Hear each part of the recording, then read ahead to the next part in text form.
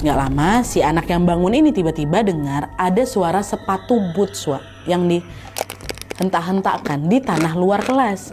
Disusul juga suara perempuan yang bilang, "Siap, gerak." "Siap, gerak." "Siap, gerak." Hai, wassalamualaikum warahmatullahi wabarakatuh. Terima kasih sudah klik video ini. Di malam ini aku akan menceritakan satu kisah horor Wawa part 388. Nah, pada masa sekolah dulu, ada nggak sih di antara kalian yang pernah ikut lomba baris berbaris? Aku pernah. Buat yang pernah nih pasti tahu kali rasanya latihan dari pagi sampai sore, panas-panasan, kaki pegal ya kan, tapi tetap harus semangat.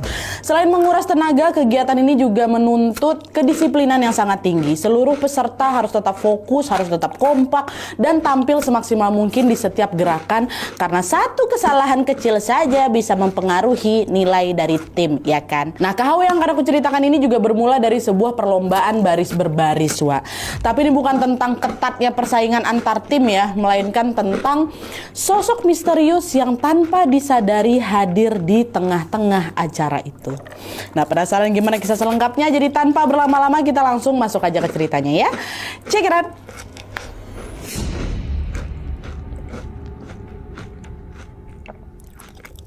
Oke, jadi kisah yang akan aku ceritakan malam ini dikirim sama Wak kita yang bernama Bintang. Halo Mas Bintang. Nah, jadi Wak, kisah ini tuh sudah terjadi belasan tahun yang lalu waktu Bintang ini masih kelas 2 SMA. Waktu itu sekolahnya Bintang ini sedang sibuk mempersiapkan perlombaan baris berbaris, dan Bintang ini terpilih menjadi salah satu panitia inti. SMA tempat Bintang bersekolah ini memang sangat rutin Wak mengadakan lomba baris berbaris tingkat provinsi setiap tahunnya. Nah, karena termasuk salah satu lomba yang cukup bergengsi, pesertanya datang juga dari berbagai daerah yang ada di provinsi itu. Waktu itu kalau di total Nat ada sekitar 45 tim yang ikut berkompetisi, dan 32 diantaranya berasal dari luar kota tempat SMA Bintang ini ada gitu loh. Nah, supaya para peserta itu tidak kelelahan setelah menempuh perjalanan jauh, khusus yang dari luar kota ini, pihak sekolahnya Bintang mengizinkan 32 tim tadi untuk menginap semalam di area sekolah sebelum akhirnya perlombaan itu dimulai. Di situ seluruh panitia termasuk Bintang pun langsung sibuk, Mereka langsung menyiapkan ruang-ruang kelas di sekolah mereka sebagai tempat istirahat para peserta. Tapi karena memang jumlah rombongan itu terlalu banyak, ruang kelas di SMA-nya Bintang ternyata nggak cukup tuh untuk menampung semuanya. 32 tim tuh nggak cukup. Akhirnya sebagian tim ditempatkan di sekolah SD yang letaknya memang juga persis berdampingan dengan sekolah SMA-nya Bintang. Ditaruh juga di sana, udah izin sama SD-nya boleh. Acaranya sendiri nanti dipusatkan di lapangan rumput yang cukup luas di dalam area sekolahnya Bintang. Lapangan itu dikelilingi beberapa pohon besar, ada pohon mangga, ada pohon rambutan, sampai ada satu pohon jati yang sangat tinggi di salah satu pojok lapangan. Bagian tengah lapangan itulah yang nantinya dijadikan sebagai area utama perlombaannya, Nanti juri akan duduk di sisi kanan dan juga di sisi kiri untuk menilai, dan tidak jauh dari situ berdiri juga sebuah kayak panggung kecil gitulah untuk bazar makanan serta berbagai pertunjukan seni nantinya. Nah, sebagai panitia inti nih, Bintang pasti aktif ya kan, mondar-mandir ke sana kemari mempersiapkan segala kebutuhan acara dari pagi sampai malam. Memasuki beberapa hari menjelang hari H dan juga kedatangan para peserta ini, kesibukan panitia juga makin meningkat lagi. Semua panitia warawiri membawa perlengkapan, ngecek piala, nyusun meja registrasi, masang banner, sampai juga ngebersihin ruang-ruang kelas yang nantinya akan dipakai untuk menginap. Hari kedatangan peserta pun tiba. Sore harinya, rombongan peserta pun mulai berdatangan, memenuhi area sekolahnya Bintang. Seketika suasana di sana langsung berubah menjadi ramai sekali. Bus-bus udah pada datang ya kan. Panitia-panitia juga ikut sibuk ngarahin parkir bus-bus ini. Sampai para peserta yang antusias juga datang foto-foto di depan banner acara. Kebetulan waktu itu Bintang bersama temannya yang bernama Gibran ditugaskan untuk membantu proses pembagian tempat seluruh peserta yang menginap. Dia kebagian untuk check-in-nya yang menginap di sekolah tuh loh, Nah, akhirnya diarahin lah itu sama Bintang dan Gibran ke ruangan masing-masing, termasuk tim-tim yang ditempatkan di bangunan SD sebelah sekolah ya. Nah, setelah urusan pembagian kamar itu selesai, Bintang sama Gibran pun lanjut merapikan lapangan untuk pembukaan lomba keesokan harinya. Mereka cek sound system, podium, sampai juga sempat menyusun piala-piala di pinggir-pinggir lapangan. Singkat cerita, semua pekerjaan itu baru beres sekitar jam setengah 1 malam, Wak. Bintang sama Gibran ini pun memutuskan untuk duduk sebentar di pinggir lapangan. Mereka istirahat lah kan, lonjorin kaki. Tapi, waktu lagi duduk-duduk itulah, perhatian mereka berdua tiba-tiba tertuju ke satu kain putih di bawah pohon jati dekat pojok lapangan itu. Wah, apa tuh? Ditengok masih Gibran kan? Awalnya mereka pikir itu cuma kain putih yang nyangkut di batang pohon aja, Wak. Tapi waktu diperhatikan lebih detail, rupanya itu bukan kain putih. Itu perempuan, Wak. Perempuan, bukan kuntilanak, perempuan. Perempuan itu berdiri tegak dalam posisi sikap sempurna. Mukanya kelihatan cantik, Nat, tapi pucat. Ekspresinya datar dan rambutnya cuma sebatas leher gitu. Dan dia memakai seragam putih lengkap dengan baret hitam di kepalanya. Dan di bagian dadanya ada macam yang berkilau. Mungkin itu pin Garuda tuh loh. Nah, awalnya tatapan mata itu memang kayak lurus ke depan gitu kan, Wak. Setelah aku perhatikan lagi kan, Nat, disitulah aku baru sadar kalau rupanya, kan aku pikir kayak gini, Nat. Rupanya gini, matanya lagi natap aku sama si Gibran. Cuma waktu itu aku sama Gibran sama sekali nggak ada ngerasa takut. Mereka cuma pikir, oh itu pasti salah satu peserta nih, peserta lomba yang mungkin nyasar atau belum nemu tempat istirahat. Kami pergilah ngedekat ke arah si perempuan itu ya kan. Nah, betulan dia masih tegak gini, Nat. Aku tanyalah, Kak, ngapain di sini? Ada yang bisa kami bantu? Katanya. Diam aja perempuan tuh, dia nggak ada ngomong sama sekali, bahkan badannya itu tetap gitu. Gibran ikutan nyaut, iya Kak, ada perlu apa Kak di sini gitu. Disitulah waktu ditanya Gibran, baru dia berani jawab. Saya lagi nunggu barisan saya lengkap, besok saya mau nampil, gitu katanya. Abis ngomong itu, dia diam lagi. Dia diam, dia tetap natap lurus gitu, Nat. Seolah-olah aku sama si Gibran nggak ada di situ. Di situ Bintang mikir, iya betul besok nampil. Terus ngapain pakaian lengkap kayak gini? Mau latihan apa kayak gimana? Lagian juga kenapa sendirian gitu. Tapi karena kondisi badan aku tuh udah capek kali karena ya dari pagi aku nonstop nggak berhenti-berhenti ya kan. Gibran sama Bintang pengen buru-buru tidur. Akhirnya udah kami ngambil pusing, Nat. Kami pikir ya itu tadi mungkin si kakak ini lagi mau latihan bareng sama kawan-kawannya, tapi dia datang duluan. Dan habis itu Bintang sama Gibran pun pergi aja ninggalin si perempuan itu dan dia tidur bentar. Itu juga aku nggak tidur lama, Nat. Ada cuma paling 3 jam itu. Biarin aja deh. Dah, besok harinya perlombaan pun dimulai, Wak. Karena jumlah peserta itu banyak, perlombaan ini pun diadakan 2 hari. Nah, sampai hari kedua pun lomba berjalan lancar. Suasana sekolah kembali ramai, kembali meriah gitu ya kan. Tapi di tengah jalannya acara, di hari kedua nih, Bintang mulai ngerasa ada sesuatu yang janggal. Dari puluhan tim yang tampil di lapangan sampai di hari kedua ini juga, dia sama sekali tidak melihat ada satupun tim yang pakai seragam putih polos baret hitam. Nggak ada. Kayak apa yang dipakai sama perempuan tadi malam tuh, nggak ada. Semua tim yang tampil tuh, Nat, pakai seragam modifikasi atau seragam kreasi, berwarna-warni. Nggak ada satupun yang pakai seragam putih. Nah, waktu itu pikiran aku udah mulai kemana-mana nih, pikiran si Bintang. Kelompok yang mana perempuan itu? Kok nggak ada gitu kan? Coba di situ aku masih diam. Aku nggak cerita ke yang lain. Masih banyak lagi kerjaan lain ya kan? Kira singkat cerita, tibalah malam puncak perlombaan, Wak. Setelah para peserta dan penonton ini dihibur dengan beberapa penampilan di panggung, akhirnya momen yang paling ditunggu-tunggu sama peserta pun tiba, yaitu pengumuman pemenang. Dan setelah diumumkan, rupanya piala bergilir ini berhasil dibawa pulang oleh salah satu sekolah yang kita sebut aja namanya SMK Tulip. SMK Tulip yang menang. Wah, seketika sorak gembira pun menggema lah di seluruh lapangannya kan.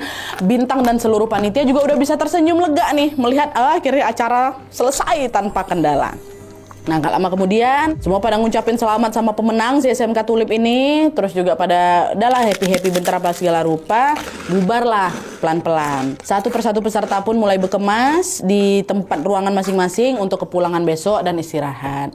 Panitia juga sama. Panitia juga udah mulai beberes panggung, ngumpulin perlengkapan dan memastikan seluruh tamu sudah meninggalkan area lomba. Tapi justru disitulah gangguan yang sesungguhnya dimulai, Wak. Jadi waktu Bintang dan beberapa panitia ini lagi duduk istirahat di bawah tenda, Wak, udah tengah malam nih. Tiba-tiba ada 2 orang peserta yang rupanya itu peserta SMK Tulip, SMK yang menang tadi, yang rupanya mereka ini nginap di SD tadi, datang berlarian ke arah mereka. Kak, tolong Kak, itu di ruangan kamu kami, maksudnya di bangunan SD, di ruangan kami ada yang kesurupan Kak, tolong Kak, ada yang kesurupan. Dengar laporan itu seluruh panitia langsung beranjak lah, berlari mereka menuju bangunan SD kan. Dan pas mereka sampai, suasana di dalam ruangan itu udah rame, Wak. Ada sekitar 20-an orang tuh di situ berkerumun mengelilingi salah satu teman dari SMK Tulip ini. Kita sebut aja lah namanya Jenny ya. Jenny lagi terkapar di lantai. Di sana juga ada guru agama Islamnya sekolah Bintang namanya Pak Agus. Pak Agus juga lagi nenangin rupanya, udah nyampe di sana duluan. Dia lagi megangin kepala Jenny sambil terus bacain doa. Dan posisi Jenny waktu kerasukan ini, Wak, dia nggak kerasukan kayak merontang-merontang, rang-rang itu enggak.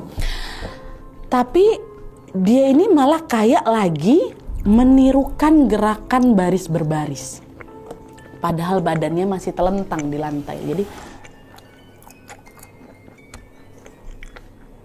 gitu, Wak. Kaki sama tangan itu bergerak seolah-olah memang lagi gitu. Tapi sambil telentang, nunjukin gerakan baris berbaris. Bayangkan sama kalian. Pak Agus dibantu sama beberapa panitia udah ngerahin seluruh tenaga tuh untuk nahan si badan si Jenny ini kan. Itu Jenny tuh katanya badannya kecil, Wak. Tapi energi sosok yang ngerasukin Jenny tuh kuat kali. Kuat, itu ada mungkin 4 apa 6 orang gitu yang pegang si Jenny ini. Nggak bisa, dia masih kayak gitu-gitu. Jadi kayak gerakan patah-patah, baris berbaris. Dan kerasukannya pun lama, hampir 1 jam. Dan akhirnya diteruskan dibacain. Semua pada baca doa yang ada di sana kan. Udah 1 jam berjalan, Jenny udah mulai agak tenang, badannya juga udah kayak lemas tuh. Pingsan lah si Jenny nih. Udah basah kuyup nggak keringatan. Begitu Jenny siuman, salah satu panitia nanya, "Dek, nggak apa-apa kamu tadi kesurupan loh," kata dia kayak gitu. Nah waktu jawab itu, Jenny pun waktu bangun dia nggak yang kayak, "Aku kenapa enggak?" Dia kayak, yang ada heran loh, ngapain kalian di sini gitu loh. Waktu dibilang kok tadi kesurupan, makin bingung lagi si Jenny. Kesurupan? Bukannya tadi kita foto-foto ya depan cermin? Tadi yang aku ingat terakhir aku cuma ngerasa ngeblank aja bentar. Aku pikir aku kecapean gara-gara ambruk. Ini aku baru bangun nih. Tadi aku kesurupan katanya. Semua yang ada di sana langsung diam, langsung pandang-pandangan. Pak Agus yang melihat Jenny udah betul-betul pulih, dia langsung nyuruh beberapa kawannya si Jenny udah temenin dia minum istirahat. Biarin dia istirahat kata dia kayak gitu. Semua pun pada mundur teratur tuh. Ya Jenny udah sadar, udah nggak usah dibahas malam ini. Besok yang penting udah mau pulang kayak gitu ya kan. Karena udah istirahat aja. Udah mau mundur semua, termasuk Bintang sama beberapa kawannya kan. Udah mau ninggalin. Terus pas suasana udah agak tenang nih, udah mulai tenang.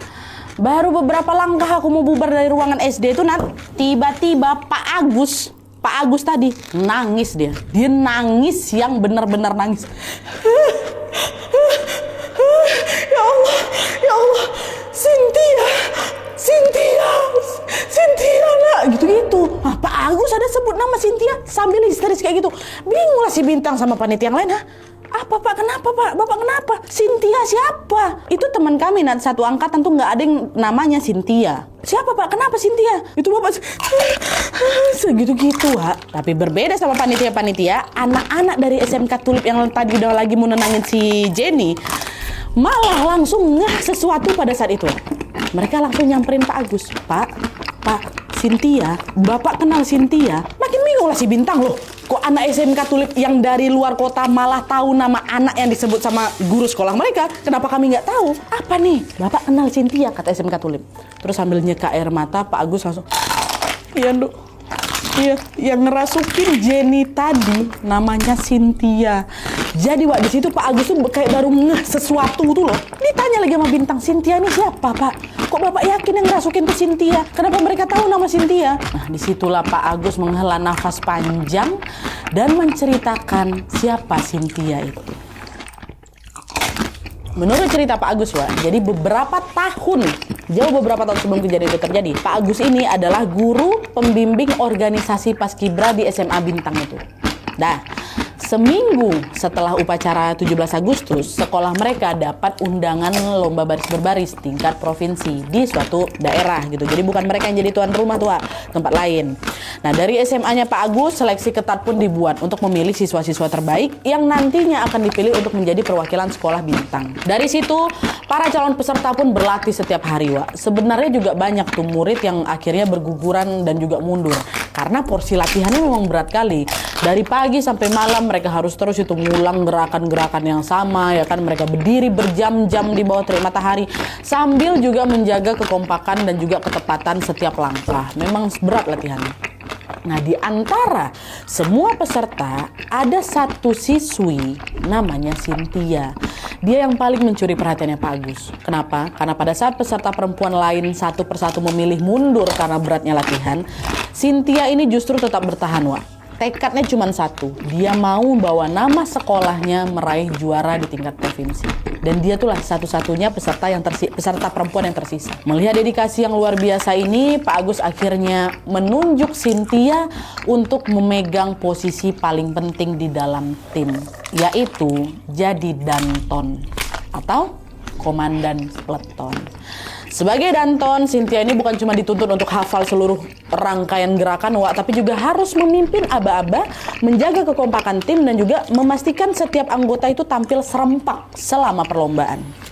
Mendapat tugas seberat itu, Cynthia malah makin semangat. Latihannya jadi malah berkali-kali lipat lebih ekstra. Setiap pulang sekolah, Cynthia selalu latihan dibimbing langsung juga sama Pak Agus. Dia selalu berdiri tegap di tengah lapangan sambil terus ngulang aba-aba lagi. Hadap kanan, hadap kiri, balik kanan gitulah. Langkah tegap, maju jalan, dan seterusnya. Dia selalu paling semangat. Tapi karena terlalu memaksakan diri, badan Cynthia ini perlahan-lahan mulai nunjukin batasnya. Menjelang 3 hari sebelum keberangkatan lomba ke daerah itu, waktu lagi latihan, badan Cynthia mulai nggak kuat. Kakinya kram, mukanya pucat, kepalanya pusing. Pak Agus, pelatih sama kawan-kawannya udah Cynthia, jangan ikut dulu. Ya, kamu istirahat.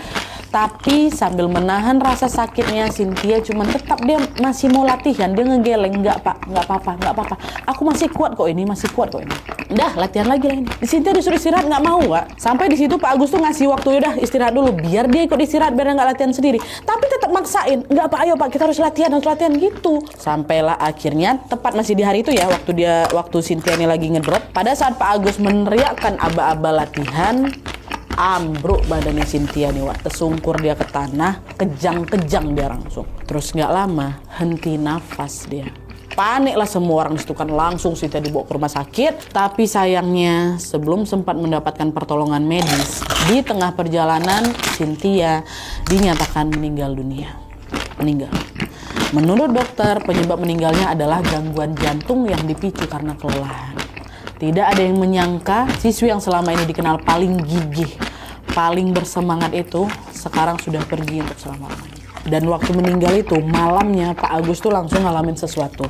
Waktu dia lagi tidur, Pak Agus ngaku dia didatangin Cynthia lewat mimpi. Cynthia pakai seragam putih lengkap dengan baret hitam dan pin garudanya. Dia berdiri tegak di bawah pohon jati di lapangan sekolah. Muka Cynthia sedih kali. Pak Agus menduga Cynthia sedih karena impian besarnya untuk tampil jadi danton harus gugur sebelum sempat terlaksana. H-3 sebelum lomba itu kan, Pak. Nah, sejak malam itulah rasa bersalah terus menghantui Pak Agus. Sampai harinya Bintang itu. Waktu Bintang dengar cerita dari Pak Agus, detik itu juga badanku langsung merinding. Nah, waktu Pak Agus bilang dia tegak dekat pohon jati. Aku langsung teringat lah sama kejadian tengah malam waktu sama Gibran itu kan, waktu dia sempat nyamperin perempuan pakai baju putih-putih paskib di bawah pohon jati juga. Ya Allah, jangan-jangan cewek yang waktu itu ngobrol sama kita itu Cynthia. Pak Agus kan juga ngeliat di dalam mimpi Cynthia tegak di pohon jati itu kan, Wak. Ini yang dialami Bintang belum apa-apa ya, Wak, dibanding apa yang dialami sama anak-anak SMK Tulip. Jadi, gak lama setelah Pak Agus menceritakan tentang Cynthia, salah satu dari anak SMK Tulip ini nanya ke teman SMK-nya juga. Wak, kalau gitu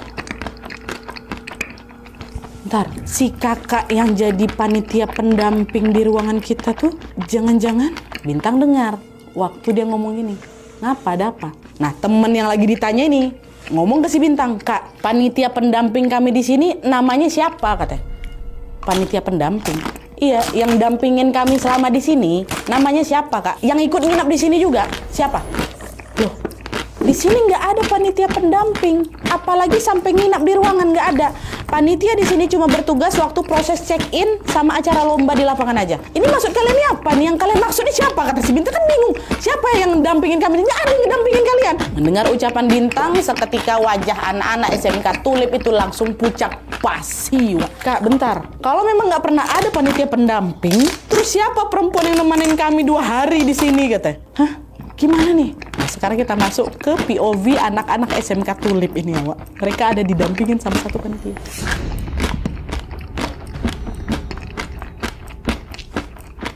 Jadi ceritanya, Wak, 2 hari sebelumnya, saat rombongan SMK Tulip ini diarahkan menuju ke gedung SD untuk tempat menginap, mereka pun sampailah kan di salah satu ruang kelas yang memang sudah disiapkan. Ini di gedung SD ya.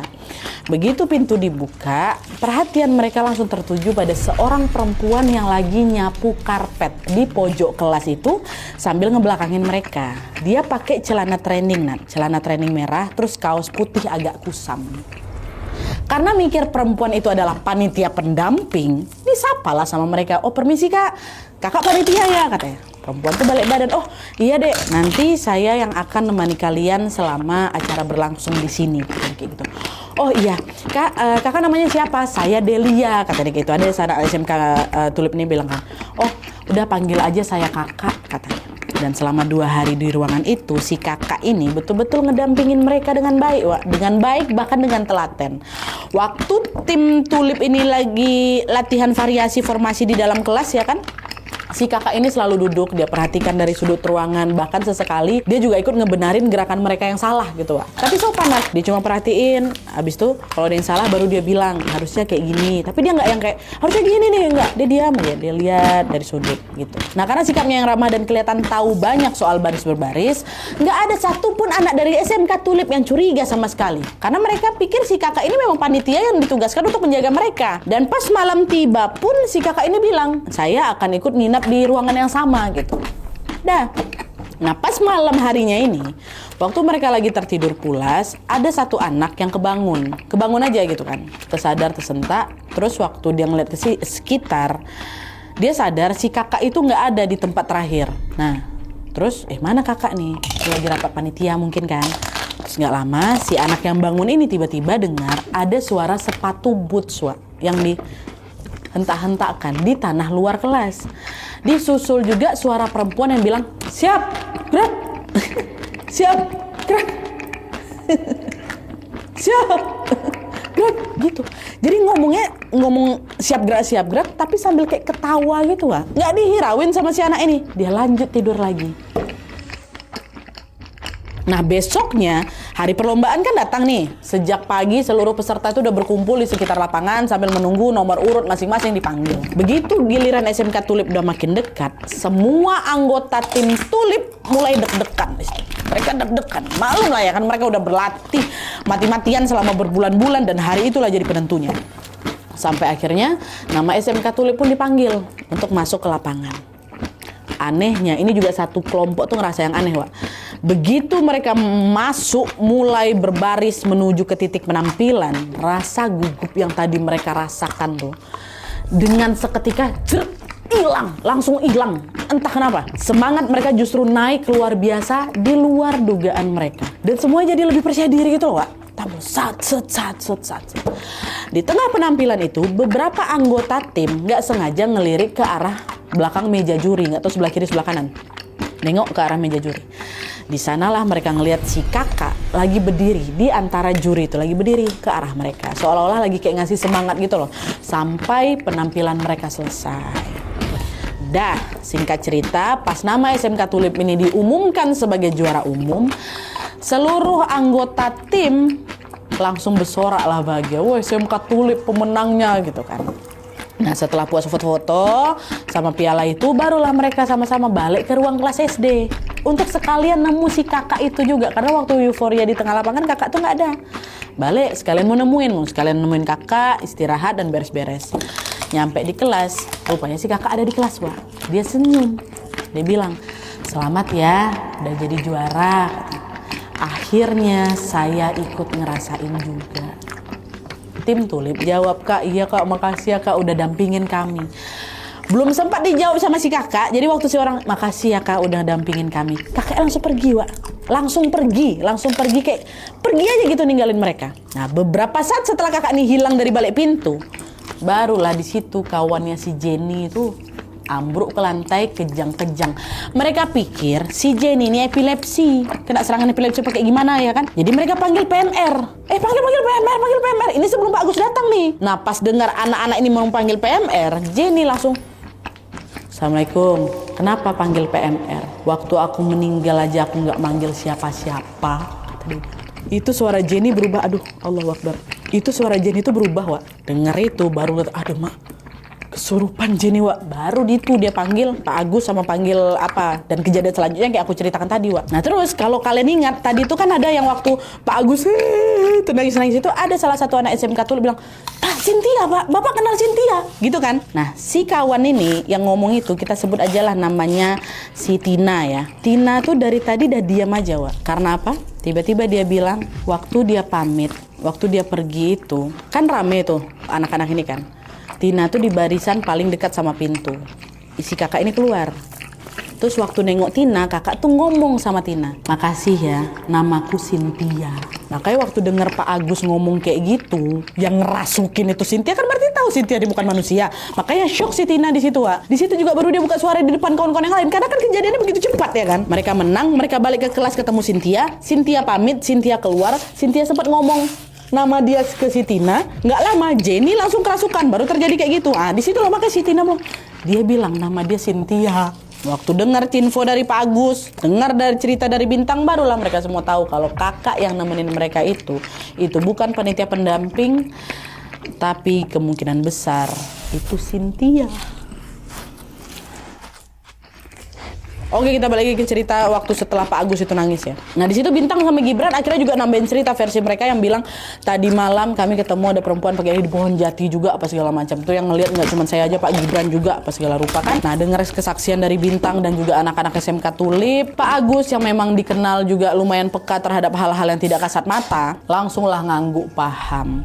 Beliau yakin kalau sosok yang menemani tim SMK Tulip selama 2 hari itu sekaligus juga perempuan yang dilihat Bintang sama Gibran di bawah pohon jati itu memang betulan arwahnya Cynthia. Ini juga yang bikin kenapa Pak Agus tuh langsung nangis, karena dia langsung teringat sama Cynthia waktu lihat gerakan Jenny waktu kesurupan tadi. Ditambah lagi Bintang sama SMK Tulip juga dilihatin. Nah situ Pak Agus nambahin, Cynthia itu anak yang rajin, dia semangat kali luar biasa. Saya saksinya sendiri, kehadiran dia di tim Tulip kemarin itu kayaknya cuma ingin menuntaskan tanggung jawabnya yang memang belum sempat selesai di tahun kepergiannya. Mungkin dia juga ingin menyampaikan terima kasih karena lewat kemenangan tim kalian hari ini, impian terbesarnya menjadi Danton juara umum akhirnya bisa ikut dia rasakan. Wah, di situ suasana langsung hening, nggak ada satupun yang sanggup ngomong. Seluruh anggota SMK Tulip cuman pandang-pandangan aja udah pucat udah mukanya semuanya. Di satu sisi mereka masih merinding karena ternyata hampir selama 2 hari itu mereka didampingi sosok yang sudah lama meninggal. Tapi di sisi lain mereka juga terharu. Mereka baru sadar kalau senyum hangat dan semua bantuan yang diberikan si kakak selama itu ternyata adalah cara terakhir kakak atau Cynthia mewujudkan mimpinya. Pak Agus juga terdiam aja, dia nunduk aja gitu, dia nundukin kepala. Ya sedih lah, Wak, Cynthia lagi kan. Sementara Bintang yang sejak awal menyaksikan semua kejadian ini mengaku sampai sekarang masih sulit melupakan kisah ini Nadia. Dan kata Bintang sampai hari ini lomba baris berbaris itu masih rutin juga diselenggarakan di sekolahnya. Meski waktu terus berlalu, kata Bintang kisah tentang Cynthia ini tetap akan selalu dikenang oleh orang-orang yang mengetahuinya. Sekian, terima kasih Kak Bintang ceritanya. Oke Wak, jadi itu tadi pengalaman horor yang dialami langsung sama Bintang, teman-teman panitianya, guru agamanya, sampai juga peserta lomba dari SMK Tulip. Dari kisah ini kita bisa lihat Wak ya gimana sebuah keinginan atau ambisi dan juga rasa tanggung jawab yang besar dari seseorang itu ternyata bisa meninggalkan jejak cerita yang mendalam bahkan setelah raganya sudah tidak ada. Bintang juga cerita kalau sekarang perlombaan baris berbaris di sekolahnya dulu itu masih rutin diadakan setiap tahunnya. Semoga seluruh panitia, peserta, guru-guru dan semua orang yang terlibat di acara perlombaan baris berbaris gak cuma di sekolah Bintang tapi dimanapun selalu diberikan keselamatan, kelancaran, kesehatan, serta pulang membawa pengalaman dan juga prestasi yang membanggakan. Dan mari kita doakan sama-sama semoga almarhumah Cynthia diterima di sisi Allah dan seluruh keluarga yang ditinggalkan diberikan kesabaran, kesehatan, dan kekuatan seluas-luasnya. Amin ya rabbal alamin. Gak cuma untuk Bintang tapi terima kasih juga untuk Cynthia, terima kasih ceritanya. Semoga segala semangat, dedikasi, dan niat baik yang pernah Cynthia berikan bisa menjadi amal kebaikan, serta Allah Subhanahu wa Ta'ala juga bisa memberikan tempat terbaik di sisi Cynthia. Amin ya rabbal alamin. Oke. Wah, jadi sekian dulu videonya. Terima kasih banyak yang sudah menonton. Kalau kalian suka video ini, klik like-nya. Jangan lupa komen di bawah untuk ide dan saran-saran untuk selanjutnya. Jangan lupa nyalain notifikasi ya, supaya kalian tahu kalau aku upload video baru. And as always, jangan lupa untuk klik tombol subscribe supaya kalian sama-sama tahu informasi menarik dan menegangkan dari channel aku. See you next video, bye.